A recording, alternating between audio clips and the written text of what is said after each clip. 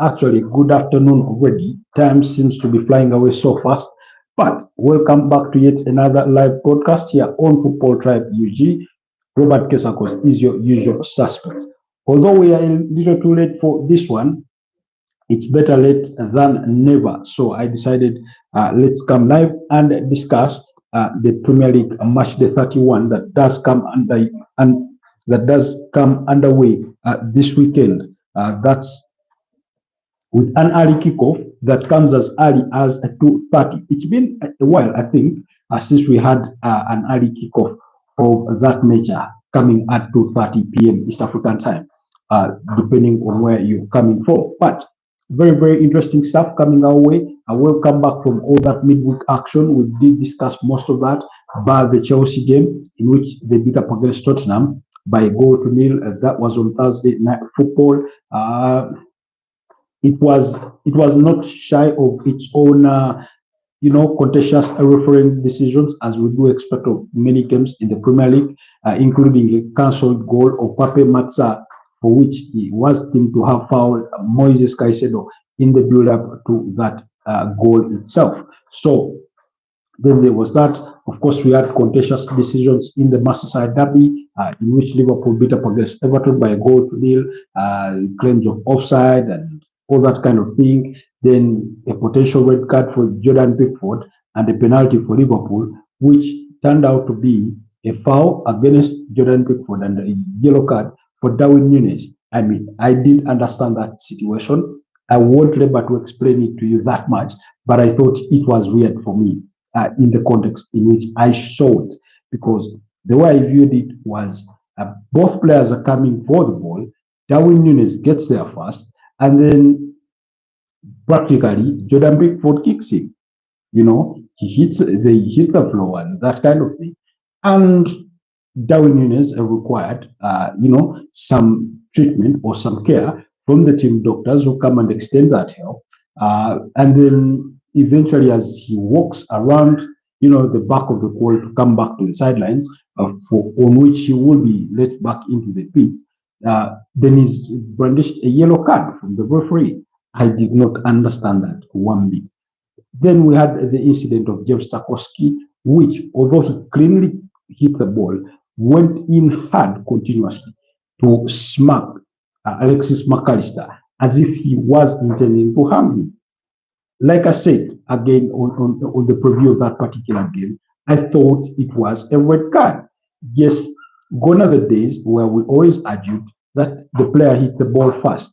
Well, he hit the ball first, and rightly so.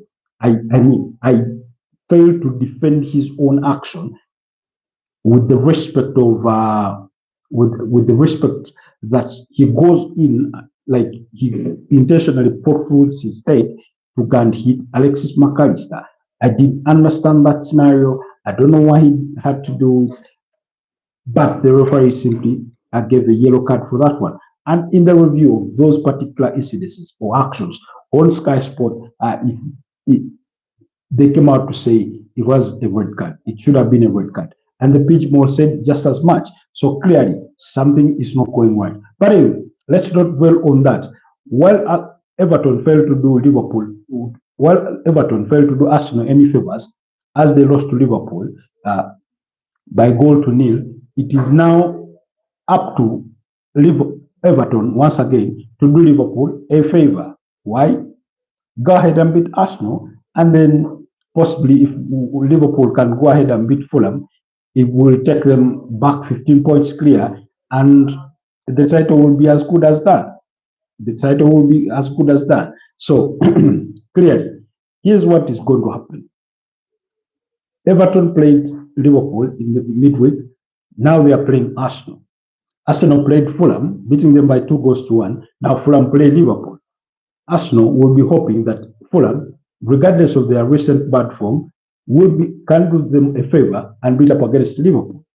While Liverpool, on the other side, will be hoping that their arch nemesis in Everton can do the damage to Arsenal and then sort of smoothen their way to the Premier League triumph. That's the matrix of things for the Premier League this weekend. But like I said, here's the run of fixtures that are going to be coming your way.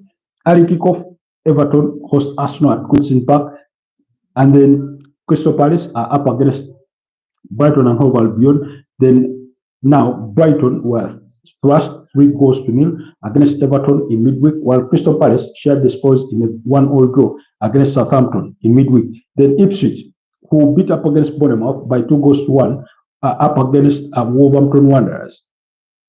Now, this is going to be a very entertaining game, Ipswich and Wolverhampton Wanderers, because if Ipswich beat up against Wolverhampton Wanderers, then they reduce the point gap between them and Wolverhampton Wanderers from 9, I think, to 6. So that means they would still have a fighting chance of, to remain in the Premier League. But if Wolves beat Ipswich, that means they extended a 9-point gap to 12, which then further dents their chances of staying in the top flight. I mean, as far as our season predictions go, Leicester City, Ipswich, and Southampton were the teams predicted to be relegated. It looks like it's going to happen, but there's still a chance for Ipswich Town if they can roll the dice. Not much can be said for Leicester City, as we will see subsequently. Anyway, the other fixture will be between West Ham and FC Bournemouth. Now, West Ham is one of those teams that do know how to beat up against Bournemouth. Never mind that the first leg ended in a 1-1 draw, but last season they managed to beat up against Bournemouth, I think by a goal to nil. And then Aston Villa up against Nottingham Forest. Very entertaining fixture. Ola Aina, Nottingham Forest right back, I think, is out injured. Then is it called Merino, who was played at right back recently when Ola Aina got injured in that 1-0 victory against Manchester United, is on loan from Aston Villa. So that means they can't play. So Aston Villa, who themselves will be preparing for themselves for the midweek action in the UEFA Champions League, in which they'll be playing against PSG, have it all to do this weekend before that fixture. So the question is, will Unai Emery be resting players in preparations for the PSG game, or because he still has a fighting chance in trying to finish in the top 4, he will go heads on?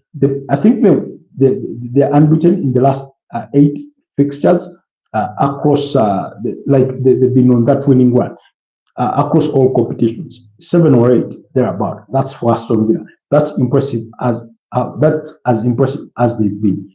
Nottingham Forest, on the other side, have been fairly decent, because in that last spell of similar number of games, they've beaten up against Man United, they beat up against Manchester City, they knocked out Brighton and Hove Albion out of the FA Cup and advanced to the semi-finals and all that kind of thing. So clearly, there is a lot to play for in this particular fixture.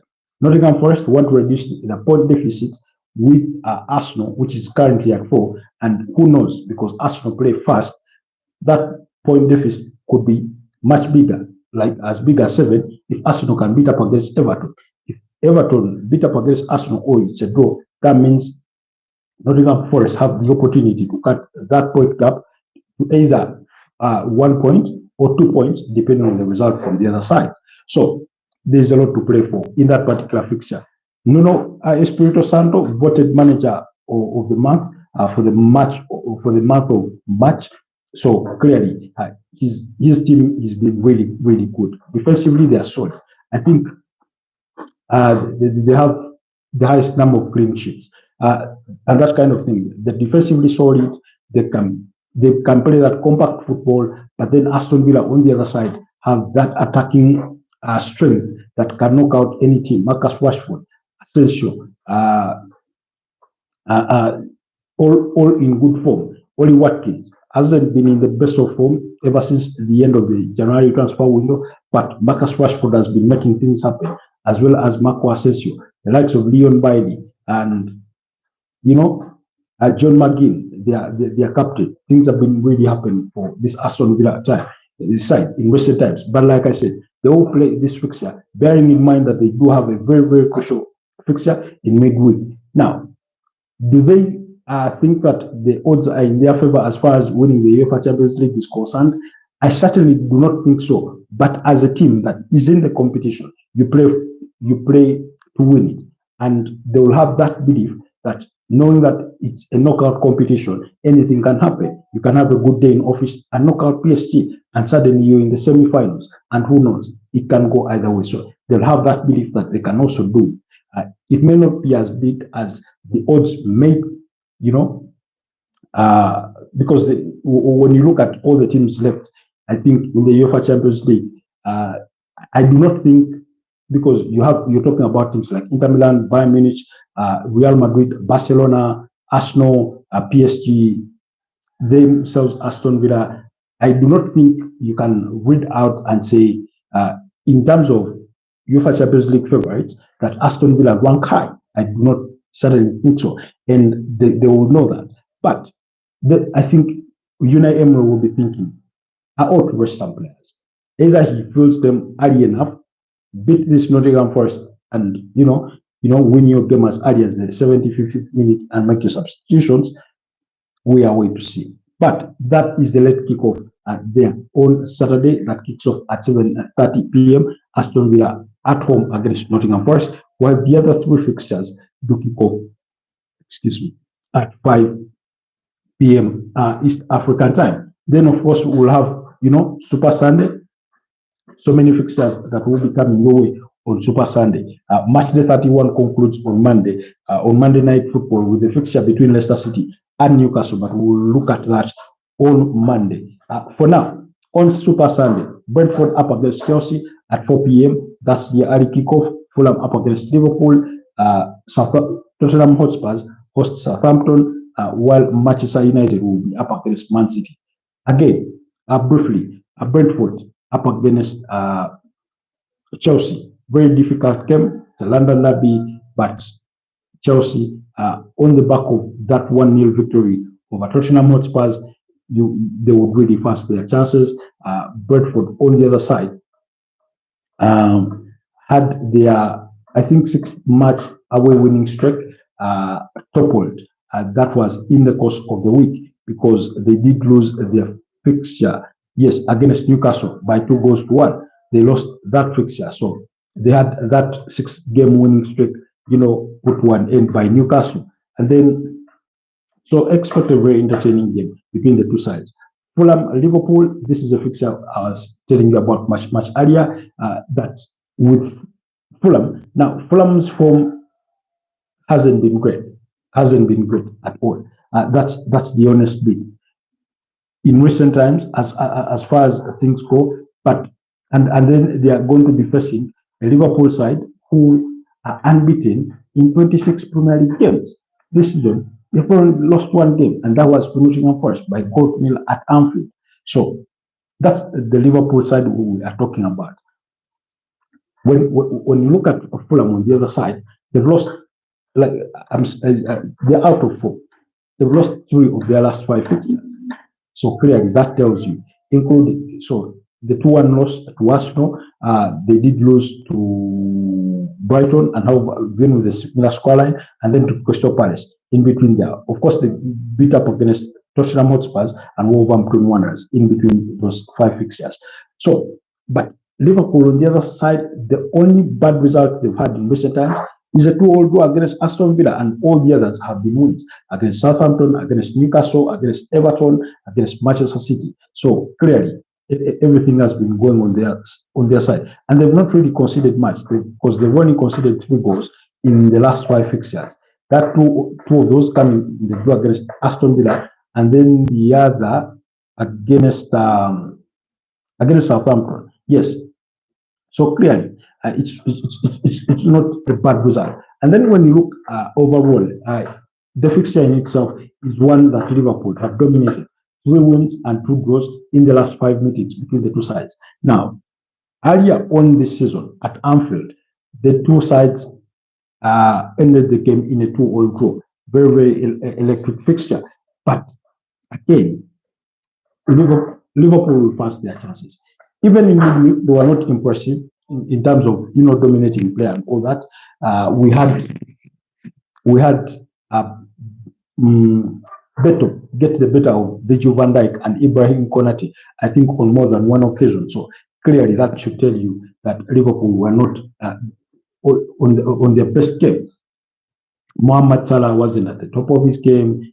Diego Jota, albeit his squad, wasn't at the top of his game. Cody Gakpo did come on, not that good enough. Luis Diaz, not that good enough. Darwin Nunes didn't offer much, and that kind of thing. Then you had Ryan Gravenberch had a serious attempt, saved by, I think, Jordan Pickford. So Alexis McAllister was one of the bright performers of the day, and that kind of thing. But overall, Liverpool didn't look impressive on the night, but they just did what was enough to win all the 3 points on the night. And I get the sense that it's what they will require today. They won't need a very good performance at Craven Cottage. They just need to go and win and stay on course and go from remaining with 4 wins to just 3 for them to be crowned, Premier League champions for the 2024-2025 Premier League season. So that's the thing about this fixture. Arsenal, like I said in the preamble, will be hoping that Fulham can do them a favor just as much as Liverpool will be hoping that Everton does them a favor. So that's the context of this particular fixture. But Fulham didn't look really good in midweek against Arsenal. Rodrigo Muniz missing a very clear-cut chance in that particular fixture, albeit his squad what turned out to be the only consolation for of Fulham and that kind of thing. The big Manchester derby, the first leg United won, I think by 2-1, and this one comes at a time when Man City have just beaten up against Leicester City by 2-0, and Pep Guardiola wasn't happy. He wasn't happy because he said it wasn't enough. The performance wasn't good enough. They should have scored more. They could have done much better in that particular fixture.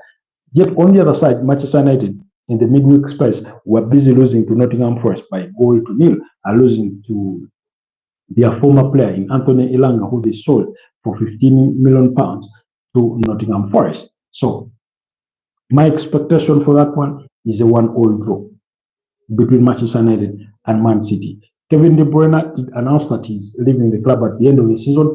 That video we did that is up on the channel. When you do check out the Footballtribeug channel, go under the live broadcasts. That is where you'll find that episode, us discussing the departure of Kevin De Bruyne at the end of the season. So it will be the last Manchester derby for KDB, who is available to play. And then United, a team that have not won 2 consecutive Premier League games so far this season after 30 Premier League games. Of course, they just lost. So usually on the back of a loss, they either draw or they win. And that's why I'm going with a 1-1 draw. But then, across the campaign, United have also shown to us that they are capable of, of hurting the big teams. They get good results against big teams. You remember they are 2-0 draw against Liverpool. You remember they are 1-0 draw against Arsenal, and that kind of thing. Against the big teams, they've stepped up their game. They've gotten results.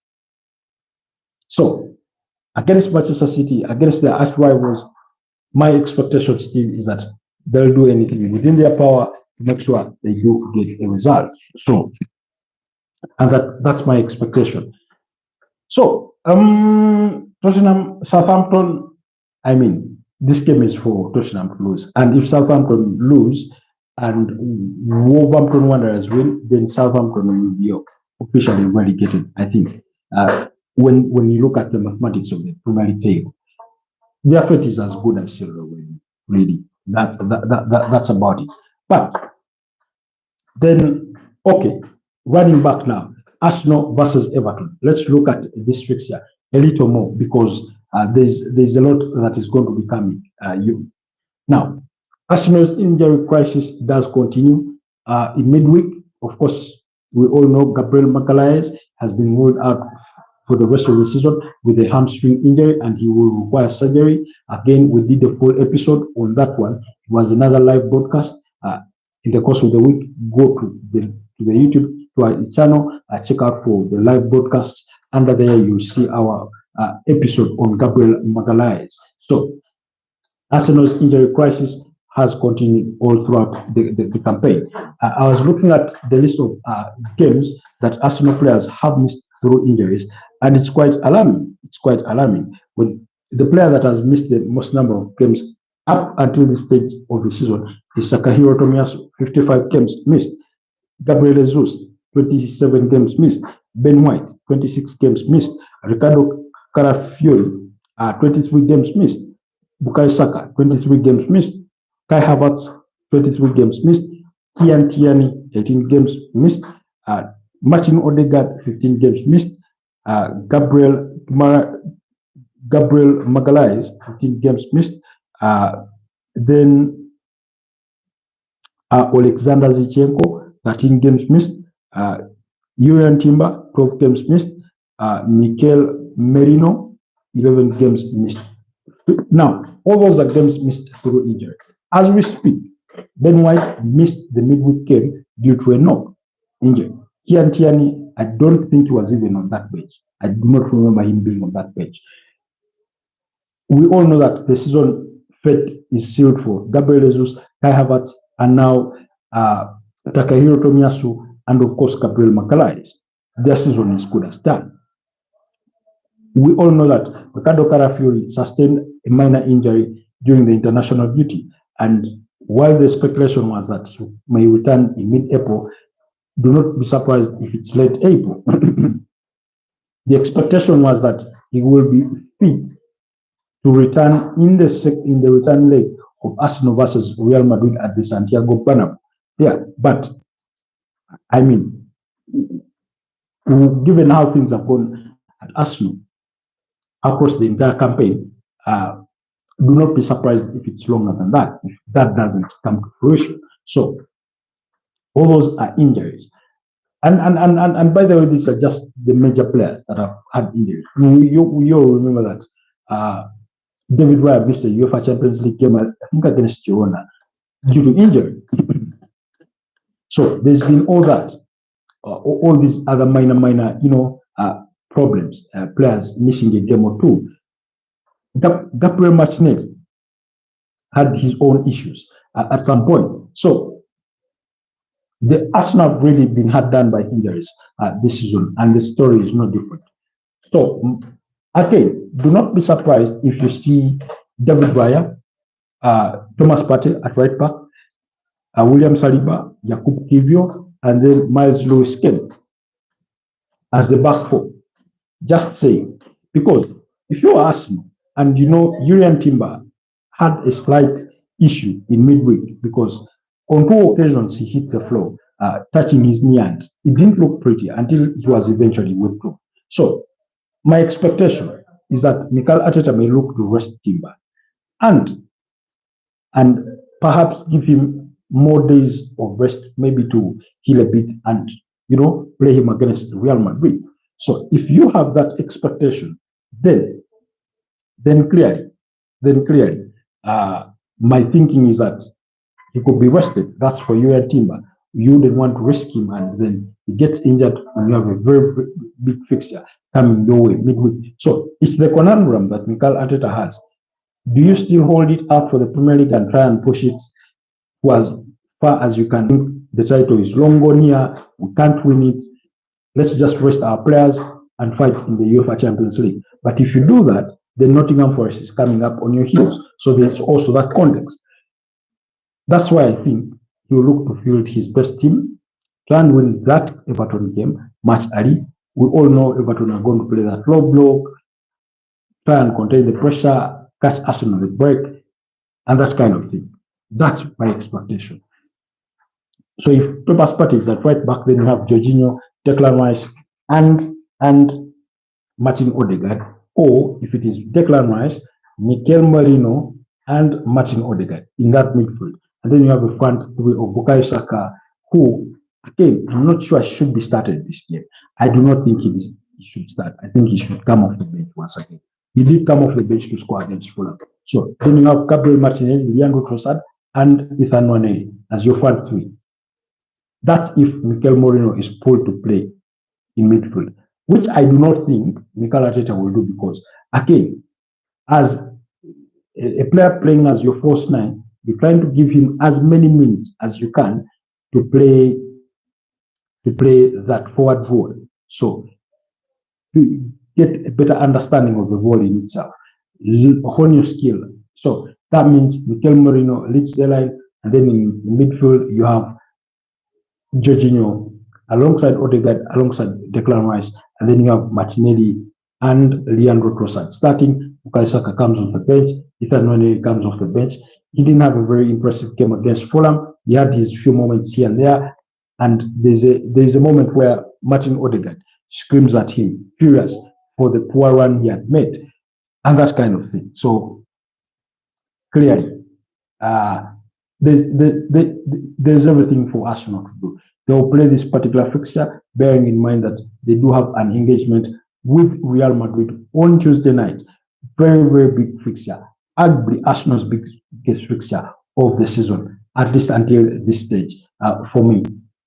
If they can knock out Real Madrid, then who knows what can happen from there onwards. But we'll wait and see. My expectation or my prediction is a 1-1 draw between Arsenal and Aston Villa. That's my expectation. Anyway, allow me to cut it here and wish you the rest of the wonderful weekend. Catch you guys next time as we do follow these particular fixtures as they come underway. I'll try as much as I can to do something in the aftermath of the Arsenal fixture and maybe all the others, depending on time, if it's available for me. Allah is blessed, and I'll see you next time. Bye bye.